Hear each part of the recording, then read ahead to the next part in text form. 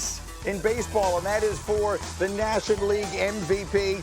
Pete Crow Armstrong and Shohei Ohtani both began the day with 27 home runs. Cubs and White Sox, Wrigley Field, Crosstown Classic, bottom one, no score. MVP, CA. Leading it off, Dominique, with a shot to right.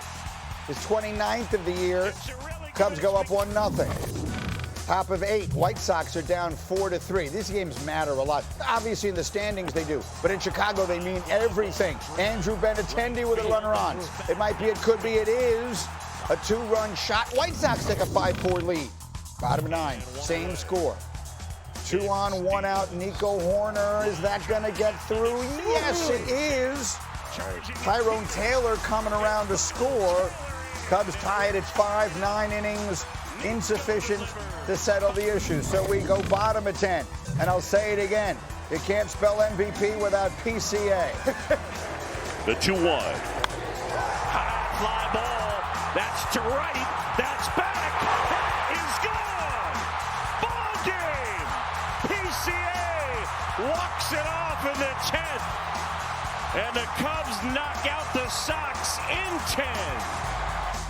PCA becomes the first Cub ever to lead off a game with a home run and hit a walk-off home run in the same game. Cubs win 7-5. So, Mr. Ohtani, what do you have? Top of 5. Dodgers up 5-1.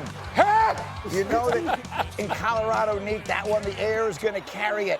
And that one needed the thin air. That's his 28th of the season. Dodgers up 6-1. Top of 6 now. He comes up again in the very next inning. This one's not going to need the air. Watch this. Oh my God. That one is 450. To the injury lawyer side. Ohtani, 4 of 5, 2 homers, 3 RBIs. He's got 29 home runs. Dodgers win 11-5. What a race. We've seen a notable shift in the MVP odds in the last month or so. Ohtani was minus 1,000 to win the award at the All-Star break. That was down to minus 270 a few weeks ago. Now Pete Crow Armstrong is the slight favorite at minus 115, according to DraftKings. So that race continues to be fun to watch. Wake-up call, PCA, the hero in Chicago. The 2-1. High fly ball. That's to right. That's back. That is gone. Ball game. PCA walks it off in the 10th. And the Cubs knock out the Sox in 10.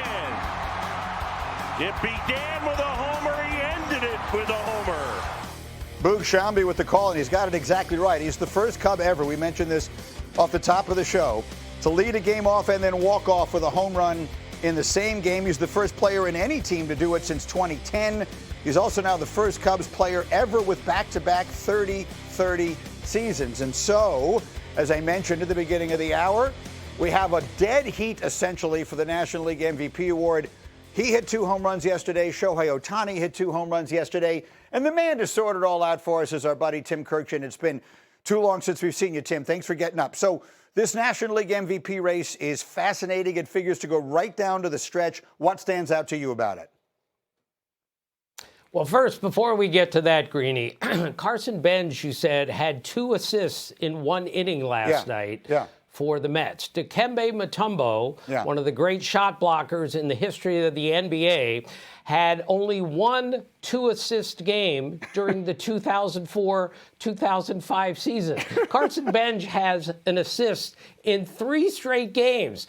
Dikembe Mutombo during that season did not have an assist in 3 straight games. So when you look at what a right fielder did compared to a basketball player, it's pretty amazing. Sorry, I had to mention that, Greeny. I know you love basketball also, and so I threw that in. As for the MVP, it's a dead heat. There is no right answer here, but I think Pete Crow Armstrong is the MVP of the National League right now. He not just because he's got 30 homers and 30 steals, but he changes a game with his defense. Craig Counsell, the manager of the Cubs, has told me more than once this year that PCA is the best defensive player at any position on the planet. And he said he's faster. He's the fastest player in the league, and he told me he's a different kind of fast than any player I've ever seen as far as being not just fast, but really quick on the bases. He changes the game with his speed and his defense and his power. He's having a remarkable season. But if Shohei comes back and pitches like crazy in September, which is always possible, we're going to revisit this again. The other thing that I've seen revisited regularly has been Ohtani's teammate Kyle Tucker, who is really struggling, getting booed at home. He dropped a routine fly ball yesterday. What do you see there? Well, he is in a deep slump. His OPS, Greeny, is 150 points lower than his career OPS. And he doesn't play the game with the same emotion that PCA does. And it looks like sometimes he's just going through the motions, which he's not. Trust me, he cares and he tries. But when you drop a fly ball like that and you only have 7 stolen bases when he had 25 steals last year and has a 30 steal season in his career, those things really stand out. I fully expect him to get hot and play well down the stretch, but it has been an extremely disappointing season for him. And I think when you make $60 million a year, maybe you put a little bit too much pressure on yourself. All right, let me get one more in here. That's the National League stuff. In the American League, when they expanded the playoffs, this is exactly what they dreamt of. There are 7 teams within 2 games for 1 spot in the American League playoffs. What are you watching here at the bottom of the wild card standings? Well, I'm watching about 10 teams right now, Greeny, because almost every team in the American League is still in the pennant race, which is just glorious. But I'm watching the Tigers. The Tigers have a run differential of plus 86 this year, and they're still under 500. But they can really swing the bats, and if they continue to swing the bat like they have lately, I think they're going to make the playoffs in a season in which they traded the best pitcher in the league and Casey Mize.